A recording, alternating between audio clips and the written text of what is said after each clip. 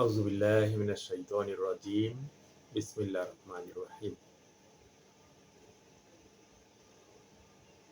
প্রিয় দেশবাসী, দেশ ও প্রবাসে যে যেখান থেকে শুনছেন সবাইকে শুভেচ্ছা জানাচ্ছি।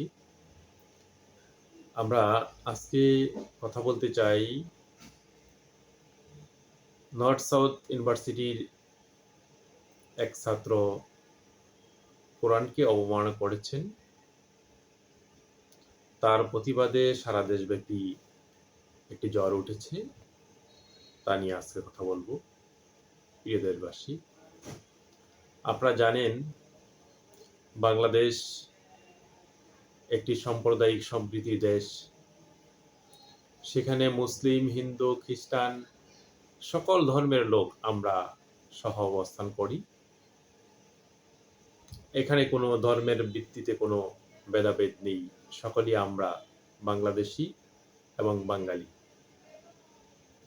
কিন্তু 4 অক্টোবর রাতে অপূর্ব পাল তার ফেসবুক পোস্টে সে কোরআন অবমাননা নিয়ে কিছু পোস্ট করে। সে কোরআনকে ছুঁড়ে ফেলে দিয়ে লাথি মারে, বিভিন্নভাবে সে কোরআনকে অবমাননা করে। তারপর ওই ইউনিভার্সিটির ছাত্রদের নজরে আসার পর তাকে সবাই পাকড়াও করে এবং তাকে পুলিশের কাছে দেয়। আসলে মূল কারণ হলো বাংলাদেশ যেন কোনোভাবে শান্তিতে না থাকতে পারে, সেই জন্য আমাদের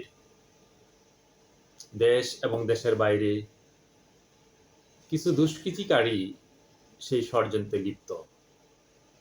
তারা চায় না বাংলাদেশ কোনোভাবে ভালো থাকুক, ভালোভাবে চলুক। সেই জন্য তারা কিভাবে দেশকে অশান্তি করা যায়, কিভাবে দেশের মানুষকে অশান্তিতে রাখা যায়, সেজন্য তারা সেই কাজগুলি নিয়ে লিপ্ত।